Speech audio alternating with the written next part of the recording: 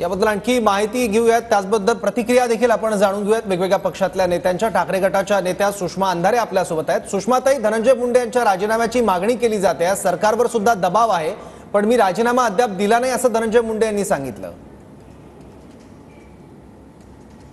काल त्यांच्या राजीनाम्याच्या संबंधाने राज्यभरातल्या सगळ्याच माध्यमांचं आणि वेगवेगळ्या पक्ष संघटनांतील लोकांचं लक्ष होतं। मात्र कालच मला वाटते सन्माननीय अजितदादांनी सांगितलं होतं की आम्ही ते दोषी आढळले तर राजीनामा घेऊ, आणि कदाचित त्यालाच लक्षून जर आपण विचार केला तर जर अजितदादा जर त्यांची पाठराखण करत असतील तर निश्चितपणे अजितदादांच्या भरवशावर किंवा त्यांच्या पाठबळावर त्यांचे हे आजचं स्टेटमेंट असावं।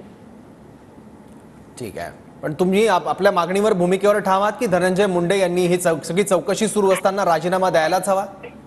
हे बघा, आतापर्यंतचा जर आपण एकूण इतिहास बघितला तर अनिल देशमुख साहेबांची जेव्हा चौकशी चालू होती, हालाकी अनिल देशमुख साहेब नंतर निर्दोष आहेत हे सिद्ध झाले, पण तरी सुद्धा ते म्हणाले की मी गृहमंत्री पदावर असताना माझ्याच खात्याच्या लोकांकडून माझी चौकशी निष्पक्ष होणार नाही, चौकशी प्रभावित होऊ शकते असं म्हणत त्यांनी राजीनामा दिला होता। आपल्याकडे आर पाटील साहेबांचं तर एक उदाहरण आहे की फक्त एक वाक्य ते बोलले आणि एक वाक्य बोलल्यामुळे त्यांचा राजीनामा घेतला गेला होता। पण ही नैतिकता जपणारी जी माणसं आहेत, अशी नैतिकता जपणारी माणसं आता दुर्मिळ होत चालली आहेत। आता ती नैतिकता जपायची की नाही हा प्रश्न सतत विवेकावर आधारित आहे। त्यामुळे धनंजय मुंडेजी या सगळ्या संबंधाने नैतिकता जपतात की नाही हे खरं तर बघितलं पाहिजे।